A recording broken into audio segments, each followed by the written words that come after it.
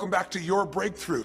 We're going to talk in this session about the exact formula for what creates long-term happiness, what creates unhappiness, what creates suffering, and what the antidotes are, of which there's only 3. How do I know this? I've had the privilege of being with 4 million people now from 100 countries around the world in live seminars, and I've seen everything you can imagine. I mean, from the most successful people in the world to the singularly most challenged people you could possibly imagine. I've dealt with people with multiple personality disorders, 52 different personalities, and how to put them back together. And I've dealt with people with no personality who have a much bigger problem. No matter what the diversity of people I've dealt with and the diversity you've seen in this show, the ultimate question I'm always asking is, how do I help people to break through? The question is, what are you breaking through to?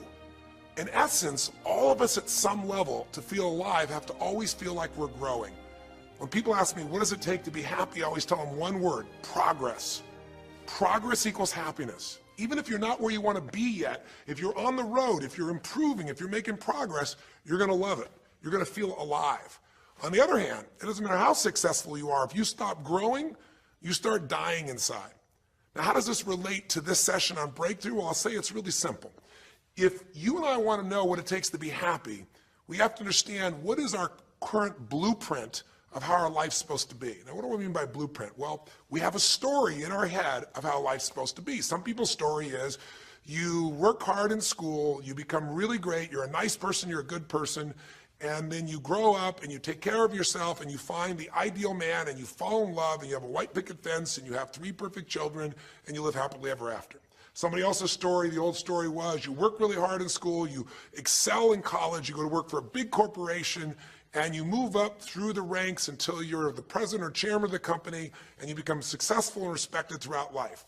These are some old stories. Obviously, the stories that we hear today of what people's lives are supposed to be like are completely diverse. We no longer have these little archetypes, but one archetype still seems to remain. And that archetype is, in order for you to really feel like you're enough, many people believe they have to achieve an enormous amount. They may do it in different ways. They may do it by building a company and taking it public when they're 27 or 25 years old, or they find and create a new technology, or they become a very special doctor. But we live in a culture in the West that teaches people that you're not enough unless you do something really special and unique, and we define special and unique in interesting ways. A school teacher is not special and unique. A mother who stays home with her children day and night, sculpting their minds, their bodies, their souls, and their future is not special. We live in a world today where we treat teachers like they're nobody and pay them accordingly, and we wonder why our children seem to have challenges in learning and growing or being engaged in school. When we spend thousands of dollars on some item like a computer, but what we look at overall, we invest in for the teacher and for that person who's the personal connection with them is so small. We live in a society where many women look down and say, well, you're just a housewife, you're just a mother. See, some of the pain we have in our society is not because there's one right or one wrong approach, but because we try to make everybody fit into some particular approach to life. Here's what's going to make you happy or make you unhappy in life. It's real simple. Let's do a quick test. If you're in a situation right now where you look at your life, I know there's an area of your life that you probably feel pretty darn good about. Even if you're not happy with your finances, I bet you feel damn good close to your kids. Or if you're not close to your kids, maybe you don't have any kids, maybe you feel really good about your career. If you're doing not so good in your career, maybe you got a really great body that you've trimmed down or strengthened up, or you really shaped yourself the way you want, muscularly, or in the way you look. Or if that's not happening, maybe you feel a really special connection with God, or really close to your mother or father or your family, whatever. Almost everybody has an area of their life they feel really good about if they're honest and if they're fair to themselves. What's an area of your life you really feel happy about? I want you to think about it for a moment, truthfully. What's an area in your life today that if you wanted to be happy about it, you really could feel proud about it? You could feel like it's an area you're doing darn well in. And if you're really hard on yourself, there's still an area. What's an area? I want you to think of it right now. And I want you to think of that area, whether it's your body or your finances or your career or your intimate relationship or your relationship with your kids or your relationship with your creator, whatever it is. I want you to think about, why are you happy with that area of your life right now today? Why are you happy with that area of your life right now today? Really think about it. If you were in a seminar with me, I'd have you write this down. And if you can put me on hold here for a second. because I'd like to reveal to you what the formula is for happiness. And if I say there's a formula for happiness and here's what it is, you're going to go, yeah, sure, that's what he says. But if you put down the answer and we can see the formula is real without me telling you what it is, you get to look at your own life and say it matches. You're going to know this is right. So you could stop this right now if you want, put me on hold, and just write down what's an area of your life you're really, really happy about, you're really pleased with, or you could be if you wanted to focus on it. And why are you happy with that part of your life right now? Even if you're not happy with everything, what's the area you're happy with and why? Put me on hold right now, or if you're not going to do that, just think for a moment. Why? Specifically, be real. Why? Now, when I ask this, if you turn me back on now, if I ask this of an audience, I'll have people write this down for a few minutes, and I'll call on people, and I'll say, share with the person next to you first. What are you happy about, and why are you happy in that area? And be specific.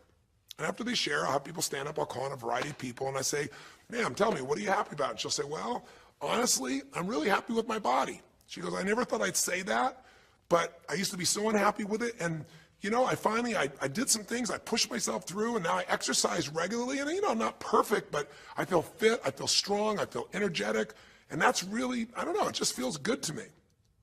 Now, I say to everybody, I'm now going to show you what the formula for happiness is, and it's real simple. I want to reveal it to you so you don't ever forget it. Whenever you're happy with an area of your life, it's because right now, your current life experience, I call it your LC, your life conditions, the conditions of your life conditions in that area match or are equal to your blueprint, your story, your belief about how life should be in that area. So this woman says to me, I'm really happy with my body because it's not perfect. Her blueprint is I don't need to be perfect, but it's so much better than it was.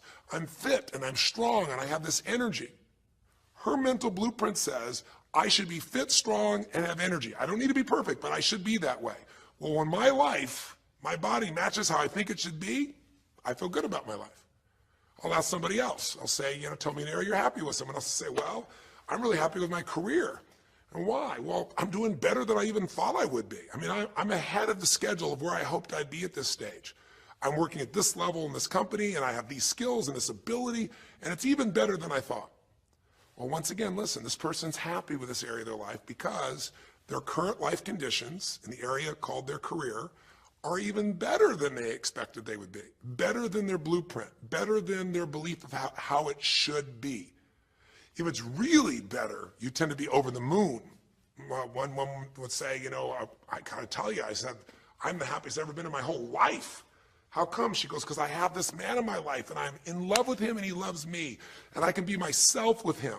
And we have this incredible intimacy and this passion and we want to be with each other all the time and I never get bored with him. Well, what's her blueprint? You want to be with somebody that you can have total intimacy with, somebody who you love and loves you. Those are part of her rules, her beliefs of how it should be. She said, you know, it needs to be, I never want to be with anybody else. I want to be with them every moment. Her blueprint about how life should be and the way she lives, her relationship's even better than she hoped. When it's better than you hope, you're going to be totally excited. So think about this then. What's an area you're not happy with? Let's see if we can find the formula for unhappiness. If the formula for happiness is to be able to meet your expectations or exceed them, that really makes you excited, but to be happy, you gotta at least meet it. Doesn't have to be perfect, but if you generally are meeting what you expect you want from your life in that area, you feel good. Life conditions match blueprint, feel good. So what makes you feel bad? What creates pain, stress, frustration? Real easy way to figure it out. Answer this question. What's an area of your life you're not happy with? I mean, be honest with yourself. And even if your life is great in all kinds of ways, I'm sure there's an area you'd like to improve. Anybody who's honest, if they're doing great in their career, very often they don't take care of their body so much. If they're really focused on their body, you know, very often they find themselves in a position where they're not spending enough time with their kids. Or if they're spending time with their kids, their intimate relationship's not doing so well. Because it's the nature of human beings to focus on areas they feel comfortable with and strong in and give those time. And the areas they don't feel so strong and they go, I don't have time for it. What they're really saying is, I don't feel very competent in that area. So what's an area of your life that you are not as happy with? I mean, it's healthy, honestly, to look at areas and say, I don't like it, I want more. This whole concept of a breakthrough is about how do I close the gap between where I am right now and where I want to be. That's what we're here to do. It's like, here's where I want to be, here's where I am. It's healthy to see there's a gap. That makes me have this hunger, this drive to grow, to feel alive, to expand as a human being. So what's an area you're not pleased with? Is it your body? Is it your finances? Is it your career? Is it your spiritual life or lack thereof in terms of feeling connected in that area? Is it your kids? Right? What's the area? What's the area that's not where you want it to be? And then answer for a moment, why aren't you happy with that area of your life right now? Why specifically today are you not happy with that area of your life at this stage of your time of your life? Again, you can stop this and write it down. Might be useful for you. Or if you're going to keep it running, you can stop it and you'll turn it right back on and I'll kick into it. Do that now. Or if you kept it running, then I'll give you what happens. I have people write this down and they don't like this exercise so much. Well, I don't like my body, or I don't like my finances, I don't like my career, I don't like the person I'm in a relationship with, I don't like myself the way I'm in relationships. Why? And they write it all down. Have people share back and forth. I call on people, and the lesson's pretty clear. I tell people in advance, here's the formula for unhappiness. I'll show you before you do anything else. When your life conditions, the way you're living your life today, does not match, it doesn't equal your blueprint, your story of how it's supposed to be, then you're going to have disappointment, frustration, or pain. If your life is way different than the way you think it's supposed to be, you can have enormous pain. If it's a little different, you might feel stressed. Make sense? So people stand up and they say, tell me, what's the area you're not happy with? And the person says, well, I'm really not happy with my finances. And I go, why? And they say, because I'm doing worse now than I was 5 years ago. I made mistakes in the market, and at this stage of my life, I should have this much money, and I don't have it, and I don't know how to change it, and it's making me crazy. And why are they crazy? You say, well, because they don't have their economic needs met. No, you cannot have your economic needs met, and you can still be okay, but when you have an idea, this is what my need is, and I did the wrong thing, my life doesn't match how I'm supposed to be, that's when people get a little crazy. See, think about it. If you grew up taking care of folding your own clothes, making your own meals, going to the store, doing the grocery shopping, cleaning the bedroom, cleaning the house, vacuuming, taking out the trash, and you did that your whole life, then if you have to do that later on, you don't feel like you have economic pain because you don't have a maid. But if you grew up in an environment where everything was done for you, you never have to work, and now suddenly you have to work incredibly hard to just pay enough money to pay your bills, and all of a sudden food is building up and the house is dirty and your clothes aren't folded and nothing matches, you might find yourself really angry and frustrated because you have a different story about how life's supposed to be than how it is. Someone else will say, well, I'll tell you why, because I'm in a situation now where, I'm 30 pounds heavier than I should be. Should be is the key word. There are people in all cultures who love being big. There are people that will walk around and someone else might think they're massively overweight, but they're going, I own this, honey, and they really, truly, they match their blueprint. Big is beautiful, because their idea is big is beautiful. I'm big, that's beautiful, matches my blueprint. Rock and roll, I'm happy as can be. Somebody else can look like a twig and be stressed out saying, I hate my body, because their blueprint says I should be the skinniest thing on earth, and I'm not skinny enough. Am I making sense? When your life conditions don't match your blueprint, you're going to have pain. But here's when you suffer. When I ask people, who here has been through the dark night of the soul? Who's been here in a situation where you feel like life isn't worth living, or you feel like a pain that just will never go away? And a lot of people write down those experiences, like Joaquin. So you'll begin to understand what the issue is I'm talking about here. Joaquin, if you recall, was in a situation where this man felt like there was no reason to live. He couldn't work, he couldn't do anything, his life was worthless. Why did he think that? Because he had a blueprint. And his blueprint said, I need to be an NBA basketball player, at least a professional basketball player. I need to be able to make money and have this great lifestyle, because that's what makes me worthwhile as a human being. That's what makes my family respect me, my mother, my uncles, my aunts. I'm the successful one in the family, and I make the money. I support everybody. He's a good man. He didn't come just to be successful. He took care of his mother, his family. He tried to be an inspiration for people. Joaquin Hawkins is a man who was always going out on his free time and training kids and showing them the pathway to freedom, how they could play basketball and get free like he did and get out of the inner city. So this man is not a selfish man, but he knew this is the way to be worthwhile. This is the way to be able to give to people. This is the way to take care of your family. And all of a sudden, one night, what happened? That way was taken from him. He has a stroke. And in the middle of the night, his life conditions make it impossible to be who he has to be, or he feels like he's worthless. You get it? We have an identity.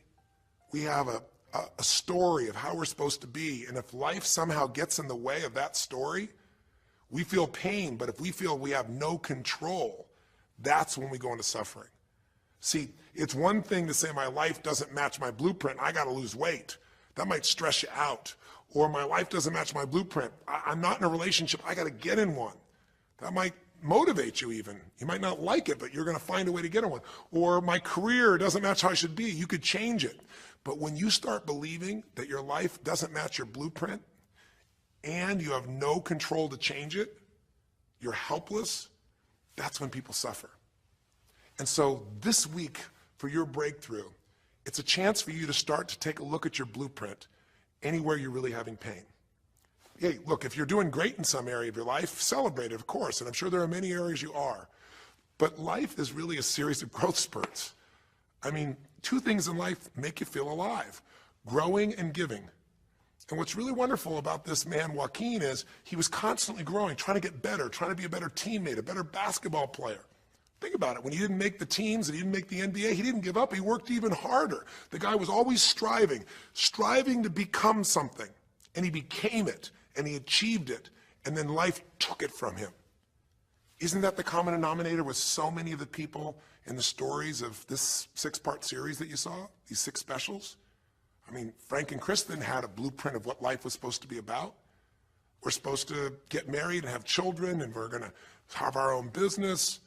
And all of a sudden, life doesn't match the blueprint. And suddenly, there's depression. Because in their case, they said there's nothing we could do. But they were wrong. They were wrong because they discovered, and Frank discovered, I can make a difference in my wife. The chair, even though I didn't create this and didn't ask for it, this chair does not define me. I can become more than I was before. I can have the impact with my wife. I can have children. We had to change his blueprint because we couldn't change all the conditions of his life. Does that make sense? I couldn't get him to physically walk again. Maybe someday he will, but we can't count on that. What we got to count on is that he can be fulfilled by seeing he isn't helpless. And I did that through a series of experiences that violated what he thought he couldn't do. The same thing was true with almost every one of the people we worked with at some level. And in Joaquin's example, it was also true. Joaquin said, well, I can't ever have this quality of life again because I'm not a professional basketball player. And he was locked into that mindset, and all of us get locked at times. But to his credit, to a system of steps, we were able to break him out of that. We were able to get him to see that he isn't helpless. Because here's your choice. Watch this now. If you're suffering, if you're in pain, your life doesn't match how you think it should be, and you think you're helpless to change it, now you have only 3 choices. Choice 1, blame something. And that's what Joaquin did, if you recall. He blamed his coach. He blamed what happened to him. And of course, these things were outside his control. But he blamed his coach. And a big part of the healing, if you watch this session, was bringing his coach in and getting him to see, hey, you know what? All that anger, all that resentment inside of you, Joaquin, A, it's not based on the truth. And B, like Nelson Mandela said, having resentment in your soul is like drinking poison and hoping that your enemy will die. It doesn't work that way. And when Joaquin was able to break out, his breakthrough was a change in perception, to realize this coach wasn't stopping me. I just felt like I lost everything, and so I don't know how to change it, so I'm looking for something to be mad about, someone to blame, so I don't have to blame myself, or I don't have to feel so helpless. Because when you're angry, you don't feel so helpless. You feel strong for the moment, even though it's a fake strength. When he was able to make that breakthrough, he could stop blaming. Because these are your 3 choices. When life doesn't match how you think it should be, blame something. An event, someone else, or yourself. As we talked about earlier in the series, blame games just destroy you. There's no progress when you blame. For the moment, you feel okay, but nothing changes. What are your real choices? You only have 2 choices in life. If life doesn't match your blueprint, you either have to change your life. That is, you got to say, you know what, my body isn't there, I'm going to go work out. My relationship isn't there, I'm going to change it. You know, I'm not making what I gotta make. I'm gonna retool. I'm gonna get a new skill. I'm gonna go back to school. I'm gonna start a business. I'm gonna do something. You have to do something to change your life. Or, in order for you to be happy, if you can't change your life, you're gonna have to change your blueprint. Usually in life, it requires a little bit of each. Does that make sense? And if you change your life and change your blueprint, you can have an extraordinary life. And what you witnessed this man do was once he let go of his anger and his denial, once he started to look at things, he began to find by spending time with his family that he was worthwhile being loved whether he played basketball or not. Of course, he'd love to play basketball, but professional basketball was no longer a part of it. And we got to get Joaquin to shift that. And Joaquin is a metaphor for all of us, because all of us are going to have times in our life when what we want or think life should be like isn't going to match how life really is. Those moments, if we blame, our life goes into pain. If we change, we can change our life and match our blueprint. But we have to also know when it's not within our control. And that's how we're able to make a shift and change what our story is for our life, what our expectations are, not by lowering them, but by changing what that model really is. I hope this makes sense to you. I'll give you a great example. Years ago, I do a lot of work with business people, celebrities, people of all kinds of walks of life. And I was dealing with a group of people, and they knew a very, very powerful celebrity. And to give that person privacy, I won't tell you too many details, you can't figure out exactly who it is, but it would be a person who was very successful as a woman, who was extremely attractive by cultural standards, a woman who's had a lot of dear friends, a lot of deep respect, so great skill, great ability, extremely talented, quite attractive, quite wealthy in financial terms, and lots of great friends. This would be, for most people's idea, the ultimate blueprint. If your life matches that description, you must have an incredible life. But ironically, this particular individual, as famous as they were, was depressed all the time. They had seemingly everything, and yet the person was depressed.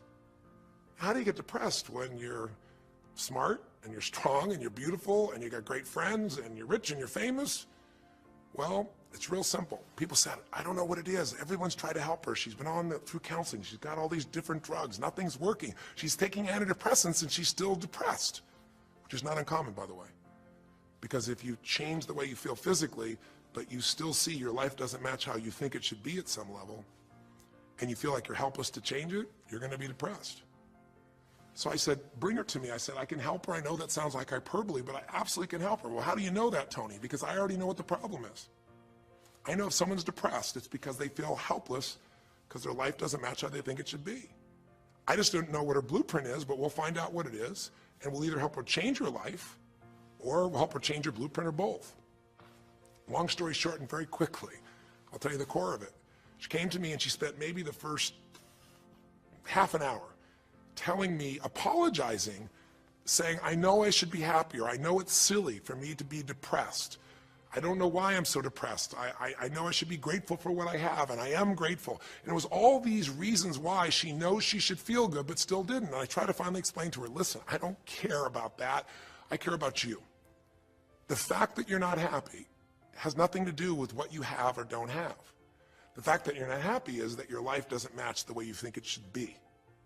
And you have some idea of how you think it should be. And worse, if you're this depressed after all this time, you feel like you can't do anything. You have no power to change it. You feel helpless. And she looked at me in a certain way, and I said, so what is that? What did you want your life to be like? She goes, well, it sounds stupid. I said, it's not going to sound stupid to me.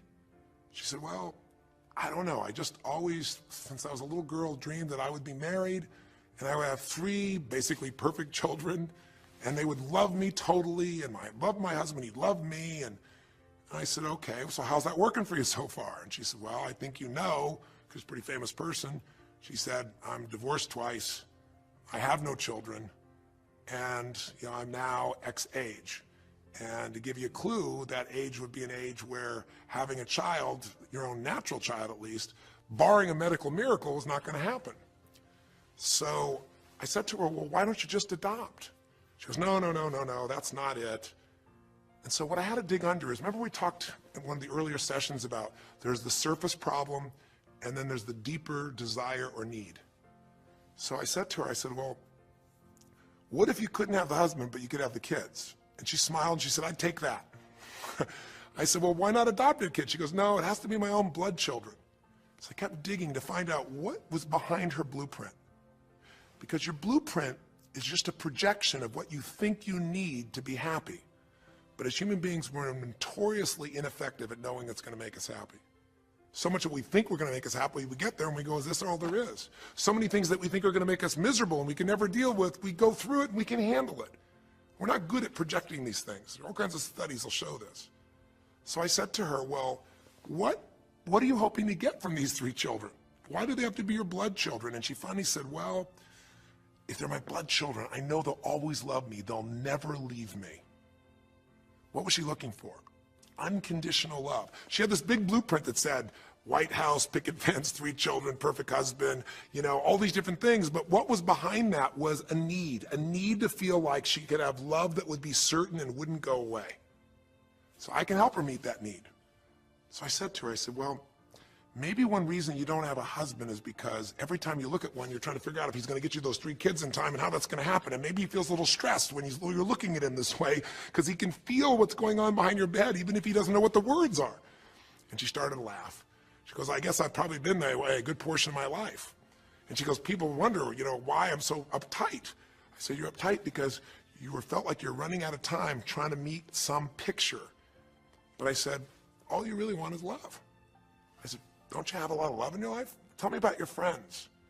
And gradually, I got her to start seeing this love that she was trying to get was already here. It didn't match the picture. Maybe we could paint a new picture of what life could really be like and make sure that picture met her deepest needs. That's basically what we did with Joaquin.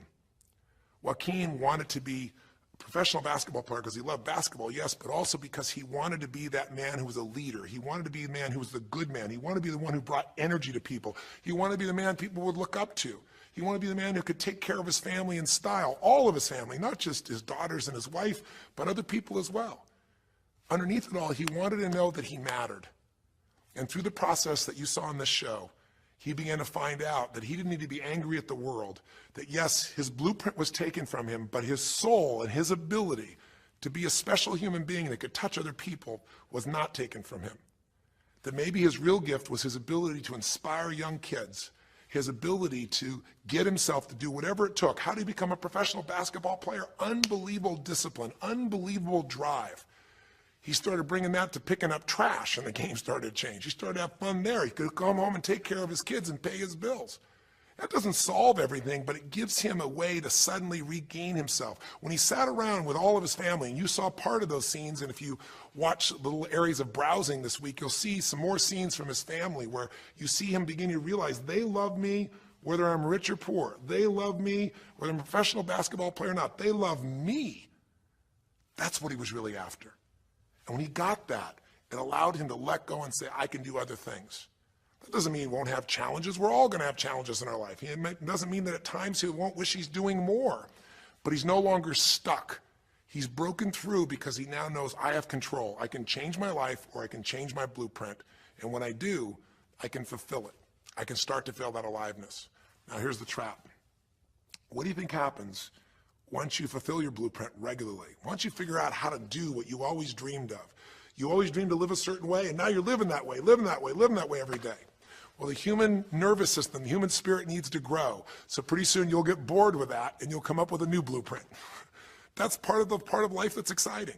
See, if you and I from this day forward are going to be happy, just remember what we've said. It takes 2 things, grow and give. A meaningful life comes from growing, that sense of progress, and it comes from having life not just be about me, but about we, doing something that makes me feel connected to other people besides myself. That growth, that sense of contribution fills a deep spiritual need that we all have. If you are unhappy in your life, you got 3 choices, really 2. Blame, that's not a choice, it's not going to work. Don't blame someone else, don't blame the event, don't blame yourself. Just figure out what you're going to do to change your life. That's my specialty. If you like my coaching or my team's coaching, come visit with us. Come to an event. Come get a coach. Come to a program, and we'll guide you through it more than just a few minutes like this, and we'll do it directly, an environment that'll shift you. Or change your blueprint. You're going to have to rewire what's going on inside, and that's what we focus on as well. So I hope this journey has been an interesting one for you. I hope it's opened up your eyes to what it takes to go from where you are to where you want to be. It takes changing your emotional pattern. It takes bringing presence to your life. It takes realizing you have no problems compared to somebody else and putting your life in perspective. It takes the ability to deal with those extreme stresses that happen in your life by questioning your limiting beliefs. And again, we'd love to coach you and show you how to change those in a permanent way where it happens automatically, just like lifting weights so often until the muscle's always there and you find yourself able to follow through. It takes for you to be able to figure out how to deal with crisis and how to turn it around. It takes facing your fear. It takes pushing yourself through what used to stop you. It takes putting yourself in a position where you connect to what's more important than just yourself, what you value than just yourself. And it takes, I think in this case also, the ability to realize that no matter what happens to you, you're more than that moment. You're more than the story you think you're supposed to be. And that even when you're not matching what you think you need to be, maybe there's a reason for that. Maybe you're having to find a different part of yourself that's going to fulfill you at a much deeper level. Sometimes failing to get your goal gives you your destiny. I can't tell you how many people I've known over the years who had an idea of what they thought their life was supposed to be like, and they didn't achieve it, and they felt miserable and upset and frustrated, and one day an opening happened, and they went, oh my God, thank God that didn't happen. I think it's Garth Brooks had a great song, and it's a song about when he was in high school, and he was in love with this girl, infatuated with her, and she didn't even know that he existed. And he prayed to God every day that she would notice him, that she would fall in love with him. And then sure enough, she never did. He was so disappointed. His blueprint didn't match. His life didn't match it because she didn't even know he existed. And he felt this suffering. He could do nothing to turn it around. Well, 15 years later, he became a guy named Garth Brooks, somebody everybody knew, and he could rock, stadiums with his energy and his song and his music. And he goes back to be at his high school reunion. I think it was his 15-year reunion, if I remember correctly. I don't remember the exact year, but all I remember is he said he saw that woman that he was so obsessed by. He was looking forward to seeing her. And now he was Garth Brooks, and he met her. And after he met her and spent some time with her, he wrote a song called Thank God for Unanswered Prayers. Sometimes not getting your blueprint's the best thing that ever happened, because the disappointment drives you to find something more important inside of you. Or not getting it makes you look for another aspect of your life, a spiritual aspect, a family aspect, a physical aspect. If you can just trust that life doesn't happen to you, it happens for you, then you can find in any situation a benefit that can take your life to the next level. I don't care if you're Frank and Kristen. I don't care if you're, Mandy and Scott. I don't care if you're Joaquin and Kim. Every one of us in our life is going to face situations where it feels like we have total trauma, something that's been taken from us. The real question is, what are you going to do with it? Some people just live in their story of what they don't have, and they have the right to do that. If Frank and Kristen lived in pain and felt bad, we'd all say they have the right to do it. It's the difference between what you have the right to do and what you deserve to give yourself and others. We have the ability to transcend whatever happens to us. There's something called post-traumatic growth. Very few people know about it. Two people go through the same stress. One's destroyed, the other grows. What's the difference? The people that grow will not give up. They don't have any excuses. They find the way to break through whatever it takes. And when they do, three things happen. Number one, they realize who they really are and what they're capable of. They realize they're so much stronger than they thought they were. And number two, they deepen all their relationships. You want to know who really cares about you, who you love and who loves you? Go through some tragedy, go through some hard times. All your Facebook friends go away. Your real friends, your real family shows up for you, and you show up for them, and it deepens your relationships. And the third thing happens, if you can push yourself through and break through whatever challenges life gives you, is each time you have a breakthrough, you get stronger. And it almost like builds a psychological immunity in you, where suddenly, all of a sudden, it's like stuff happens, and you know stuff's going to happen, and you're not scared of it anymore. Because after you've been through a stroke, after you've been through, losing the use of some of your body, your senses, after you lose a family member, and you break through to that, you get to the other side, it's like, give me your best shot, life. It's almost like there's this psychological immunity that says, I'm ready for whatever life will give me. I don't want challenges, but if they're here, I know I can handle them. That strength of spirit is what creates a sense of freedom and joy in life. And that strength of spirit basically comes from living a life where you are constantly and never ending finding a way to improve yourself and to help others. That's my mission. And if we can serve you again in the future, I hope you'll check us out. There's 3 ways you can continue to participate with us. You can come to an event, come have an experience with us live at a weekend at our Unleash the Power Within or our Date with Destinies. I think you'll find it's very different than just sitting here talking to you quietly, sitting in front of your computer screen. It's a rock and roll environment. It's like going to the ballpark and having one person sitting there talking to you versus being in the ballpark or the rock and roll concert, you know, with 50,000. There's an energy and a power that comes from it. Second is there's immersion. Here we talk for an hour, there's distractions and emails. There it's total focus, and we go for immersion where literally what we did here over 6 weeks, a few little conversations, all that happens over and over again, multiple times a day, and you get that shift. So come to an event or call up and get a coach. We have people that you can work with and have a free coaching session and make sure it's really valuable for you. But these are people that can check in with you to help make sure you break through, you make the changes you want to make in your career or your finances or your body or your emotions or whatever area matters to you. And finally, lastly, and probably most importantly, every day you got to feed your mind. Because every day most of us are turning on, you know, some form of news. It shows up in our pocket, in our Blackberries or iPods or our iPhones, I should say. It shows up on, you know, on your computer constantly. It chases us, and it rarely does a good idea interrupt you. Really what you have to do is pursue the ideas, pursue the experiences that are going to change your life. And we have a way to do it called net time, no extra time. A way where you can keep feeding your mind the stuff that really matters with some products or services. So if you're interested in any of those things, be sure to click on your interest of an event or interest in having a free coaching session, or maybe try one of our audio programs, because the other challenge here is with video, you got to sit here potentially and watch me, but with audio, you can do it while you're working out, you can do it while you're cleaning the house, you can do it while you're driving in the car, while you're getting to work. We'd love to continue serving you in any way we can. I know I've gone long in this session, but I really want you to think about, how can I give my life the way I want it to be? The way I do it is I figure out what my blueprint is and I update it for what life is. I change my life, match my blueprint, and suddenly my life feels full and alive. Thank you for the time that we spent together here. I've really enjoyed our time, and I hope that this breakthrough series reminds you to never settle for less than you can be. Never settle for less than you can give or you can share. Live strong, live with passion, and God bless.